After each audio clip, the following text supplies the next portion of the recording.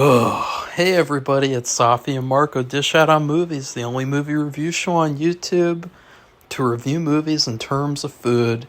And it's just Marco here once again, and I would like to say, because I know that I have been kind of up and down with should Cobra Kai have ended? I really don't think it should have ended after seeing these next 5 episodes, because this season 6, the last 5 episodes are going to have to pull off a miracle at this point for this season to be up to standard, because these next 5 episodes, episodes 6 through 10, they were a disaster. There was one episode that was pretty good, but they were a disaster. And I would say the episodes were very rushed, and it felt like you could tell that the people making the show, they could have definitely gone on longer, or they could have done more stuff, but this is the last season, so it feels like they're trying to shove everything and the kitchen sink all into this final season, and it's like they really wanted to have their cake and eat it too. There's so many things that happen that they just completely defy logic and reasoning in a way where it doesn't even feel like it matches with seasons 4 and 5, where it's like, okay, those seasons are pretty goofy, but you can excuse a lot of the stuff in those seasons. But this season in particular, there have been so many things that have happened that feel like they were just way, way too over the top, way too unrealistic. A lot of things that just are kind of brushed off, and stuff happens off camera too. That's another thing that I noticed through these next 5 episodes, is that there are so many times where off camera, a character will just voice over and say oh yeah, that was resolved off camera, off screen. And I gotta say, I'm really shocked, because I didn't think that the first 5 episodes were the greatest. I didn't think that they were bad, but it definitely, there were some red flags there, and now these next 5 episodes were a disaster. And I just got finished watching the most recent one, which was the ultimate disaster. It was back in school, whenever there was a problem kid who was just he wouldn't do his homework and would just come to class and just be a jerk and just sit there and kind of make a problem for people. The teachers would always call those types of students hot messes. And that's what this season is. It's a hot mess. So let's get started. And I'm sorry. I really am sorry, because I wanted to like these a lot, and but just wow. First off, it feels like the young adults are acting more like children now than when they were actually children in seasons 1 and 2. I was surprised at how they're okay, what are we going to do this final season? We're going to focus it all around this huge international tournament. But you know what would be really interesting? Love triangles. You know what would be really interesting? Romantic misunderstandings and cheating and, just acting like children, even though these guys are fucking 18 and probably almost 30 in real life. I mean, or halfway to 30, 25. So basically around my age. But it was surprising how these young adults, how childish that they've acted this season. I would say that Miguel, even though he's a drip, he has had probably the most mature moments out of all the quote-unquote kids this season. And then, Devin's whole storyline, I gotta say, it was pretty hilarious and bad. I mean, I really feel bad for, Eagle Fang, because I feel like Johnny and, his offensive style, offensive, his offense-focused Cobra Kai style, it's really been kind of disrespected this season, because, I feel like Devin's whole underdog story, it just kind of went nowhere.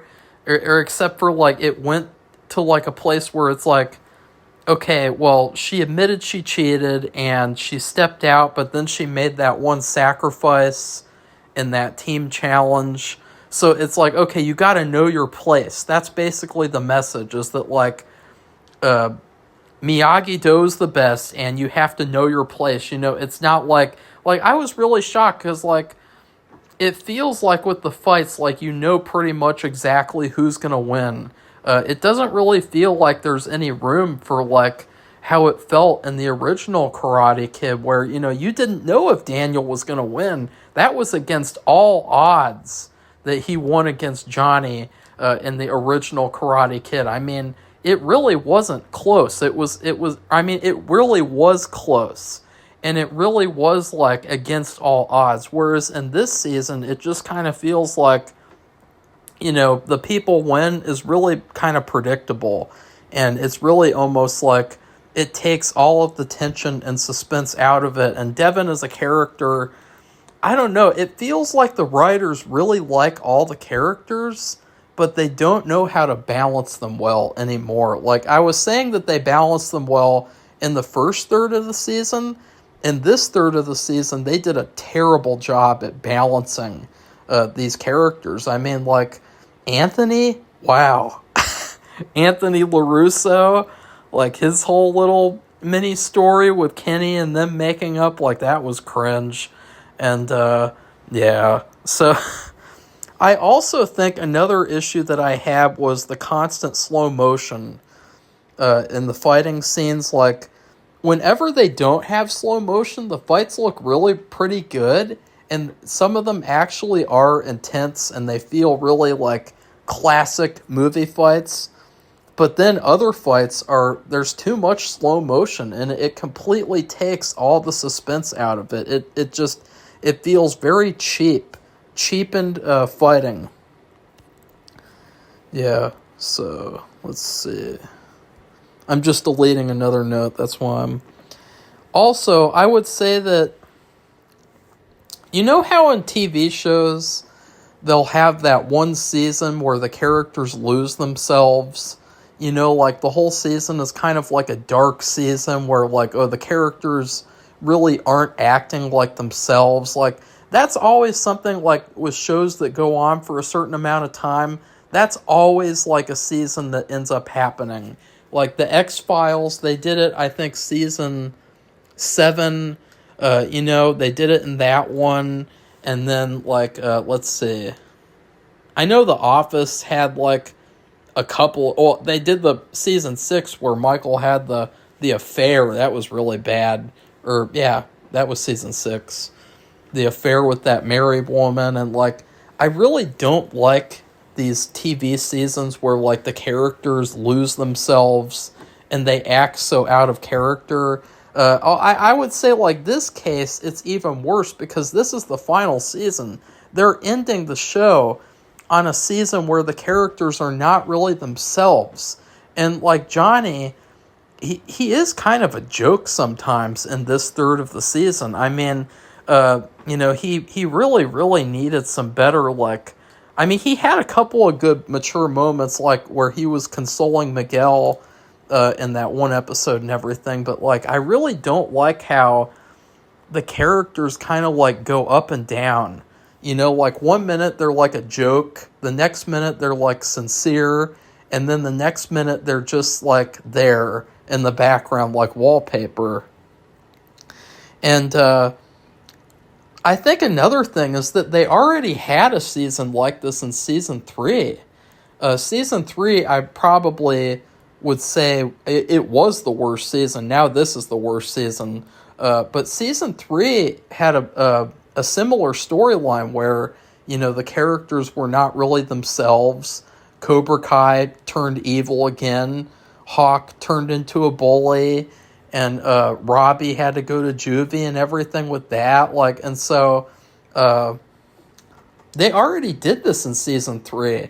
But in season 3, they didn't really commit to it. That was kind of rushed too. I would say season 3, from season 3 and on, the show kind of started to go a little bit downhill. in certain areas, but I would still say seasons 4 and 5 I really liked, even though they had a lot of flaws. But this season 6, I don't know. It's really going to have to come through with the last 5, I'll say that. And then, yeah, okay. I still don't understand, too, the anti-Cobra Kai attitude here. There's this whole thing where they keep losing because they're only using Cobra Kai. But it's like, if Cobra Kai doesn't work, as Samantha says, then why is it that the actual Cobra Kai is dominating the rankings and got a lot higher than Miyagi-Do until, like, the semifinals? So, like, that's kind of a plot hole. It's like, well, they need to, like, respect the balance. Like, I really don't get to, like, there's this whole storyline with Mr. Miyagi. Oh, apparently he fought in the Saikai Taikai in the 50s, and he killed someone. And so there's this whole kind of story where Daniel says maybe defense isn't everything, and it's like, well, yeah, no shit. Like, you know what I mean? Like, no shit. Like, there's different styles of fighting, and I really don't understand. This season is just so all over the place that, like, I really hope they get to a point where they say, like, you know what? You need both styles to win. You can't just rely completely on defense. You can't just completely rely on offense either. And then Samantha. Now, you guys know I'm not a fan of Samantha. Her character is probably my least favorite character of the series. I mean, I like the actress. I think the actress seems really nice. And I hate to, disparage the character, but, like, her character really, really has never gotten any better. And she has, like, some of the worst moments of the series. And in this season, they gave her this stupid little romance, this weird, like, this bizarre romance with this bad guy, this new bad guy. What's that guy's name again? Like, I can't even remember his name. But he's basically like Ivan Drago from Rocky IV, but like a simp version. So he's like, actually, they made it in Creed 2 that he actually was like a simp to his wife, so yeah. But this is like a Ivan Drago ripoff character, and I was like, okay, like, I'm glad that they're finally stepping out of their comfort zone with new villains, because that's another issue that comes up here, is that it feels like the people who made the show, they're so reliant on nostalgia and on using these older characters that they're scared to embrace new and to embrace, like, new villains, new heroes. And so they'll give you, like, a little tiny spoonful of a new villain in this Ivan Drago ripoff. And he has this little romance with Samantha, and then she rejects him, and he just runs away like a bitch.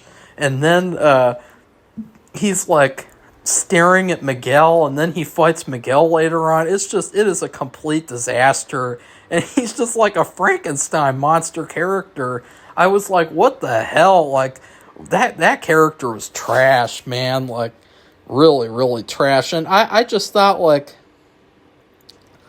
Samantha, the fact that, like, they thought, you know what, we need to give Samantha another romance, because that's all her character can do, apparently, is have, like, light romances where she walks with a guy and talks to him and likes him, and then they hook up or might not hook up. Like, that's all that she can do as a character, apparently. I mean, they did do the same thing with Daniel back in the old Karate Kid movies. They did do that, but still. So, yeah, I just realized that, by the way, with Daniel. They did do that with him. But, I mean, he's had his wife now the whole show, and honestly, his wife is probably one of the better characters. I mean, she is definitely, like, wife goals. Okay, she is the perfect, like, TV show wife. One of the best I've ever seen. I mean, she is so much better than all these other quote-unquote strong female characters that I've seen now, like Kim from Better Call Saul. She blows Kim out of the water. And then I also think that the way that Kreese and Terry Silver just magically had their cases dropped was really, really weak and just did not make sense at all. And I think that the people who make the show, I think that they would agree too. They just had to get a reason for both of them to get out and for them to be around to do this season. But I think it's really, really not a great excuse. Like, I don't know, like, because I just feel like if you did take away all of the old villains and you only had new villains for this final season, I think it would have been so much better, because I think at that point you could have turned it back into how it was in season 1. You could have had Daniel as the villain of this season. You could have had him become the villain of this season, and then he redeems himself at the end and it comes full circle. Because that, by the way, I really love it when, like, you have like a villain who doesn't want to be a villain, like a reluctant villain, or like a hero that isn't really a villain, but he does villainous things like on accident, or because that's, I don't know, like just out of desperation, I guess, but like, or he's doing what he thinks is right, but he doesn't realize that it could be like whatever. Like, I think that the way that season 1 was, they should have brought it back to that. They should have brought it for full circle, because at this point it's just been like, what has it been, like 3 seasons or 4 seasons where it's just been the same thing of like Johnny and Daniel are friends, but sometimes they get in an argument and they play that same music over and over again like they're going to fight. Yeah. But I think that plot hole of them getting out and their cases getting dropped was really, really weak. I also think that Terry Silver's return is silly. I think that why wouldn't Chosen, the female instructor Kim, Kreese, and Daniel go to the officials of this tournament and tell them about the kidnapping scheme? They all witnessed Terry Silver admitting that he did it. It's really bizarre, all the stuff that they get away with in the show, including the final brawl, that whole last episode with the big brawl that just magically, like, they didn't bring the police in there. The main guy who's in charge of the whole event, he just stood there until someone got killed. Like, he was kind of happy that this was, like, making for good television or something. Like, really, really weird, sloppy storytelling. Because let's just be honest. Terry Silver and his team should have been disqualified for that kidnapping scheme. Why didn't they ever go and tell the people in charge about this kidnapping plot? That is a big, big deal. You can't just brush that aside. That is a major thing that happened. And if you guys don't know, Terry Silver hired this guy, this obscure character from Karate Kid 3, to trap Daniel, because Daniel's so obsessed with Mr. Miyagi that he went to this place in the middle of the city where he had this note that said, "Meet me here," and then they put him in a cage with dogs, and he had to escape. And it was like, what the fuck? I guess whatever happens in Spain stays in Spain. I guess that's the motto here. But like, I don't understand. They should have told on Terry, and then the Sensei Wolf was that guy's name. The front sensei. That was another weird thing of like, why is Terry hiding the whole time, and then he comes out when they finally see him and confront him and track him down there? Like, that didn't make sense either. He should have just been there the whole time to begin with. It just feels like they don't want to take a chance on having new villains. Let's see, get rid of that. Get rid of that. Get rid of that. And then, of course, Cobra Kai, they got eliminated. And then all of a sudden, they magically got back in the tournament after another team just so happened to get disqualified. I thought that was another, like, forced, contrived manipulation of the story. And it just, this stuff doesn't feel right. It feels, like, really bad and kind of like, why are you doing that? Like, you can tell a good story and have a good final season without manipulating everything to where you can have this fan service crap. And then, yeah, I don't have any words to describe the whole brawl thing that happens. I thought that was the stupidest thing I've ever seen on the show. In fact, I have never given a Cobra Kai episode a bad grade. I would give episode 10 an F. Or a D-, because I did like the moment with Tori where she asked Kim about winning. Is winning worth it? Is it worth it to, devote your whole life to this and not have any life outside of that? And I thought that was really good. And that's another thing that I think is odd, is that I think that it feels like this is Tori's season. I feel like the whole season is centered completely around Tori. I know that sounds weird, but if you really think about it, her character is the only character in the whole show who has consistently had story and a character arc that has been going on this whole season, whereas all the other characters, they just go up and down depending on where the writers want to put them at a certain time. Like, Tori has been the only character who has had, like, a consistent story through this season. And then there's the stupid brawl that happens where the team that got disqualified, they magically got back into the event, probably with Terry Silver's help, but he didn't act like he organized it, so I don't know. I really don't know, but they basically just took over they knocked out all of the people judging, and then there was this big brawl. All the teams just decided to start fighting with each other. That was really bizarre. I hated this episode. I thought it was so stupid and dumb. It was so cringe. It felt like season 3 all over again. That house brawl thing that they did that was like a Bollywood dance.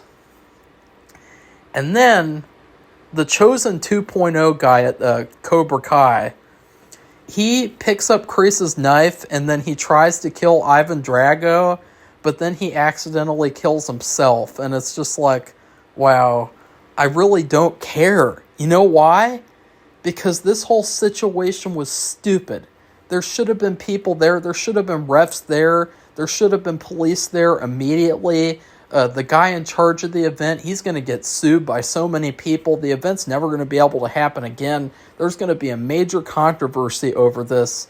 But I don't even know how. Are they just going to brush it off? Or are they just going to kind of brush it aside like they've done with all these other major things that happen? Like, did I even mention that Miguel's mom, she had like a problem with the pregnancy, and they like devoted a whole episode to it only for her to basically rip off Rocky 2, that thing where she tells Miguel to go win, and then Miguel goes back and he him and the whole thing too with like Kenny and him, and how Devin gave up her spot, and that just everything feels so contrived. And I really don't feel like this season has been a good season of the show. I feel like it has been so all over the place. It doesn't feel like there's a consistent theme to the season. It feels like there's multiple themes that, like, this could be, I would say, 2 seasons worth of story or something. Like, they should have done something, I don't know, because it just feels very rushed. It feels very contrived, and I really did not like these 5 episodes. So, yeah, I did not care when Chosen 2.0 killed himself on accident. That was actually kind of hilarious.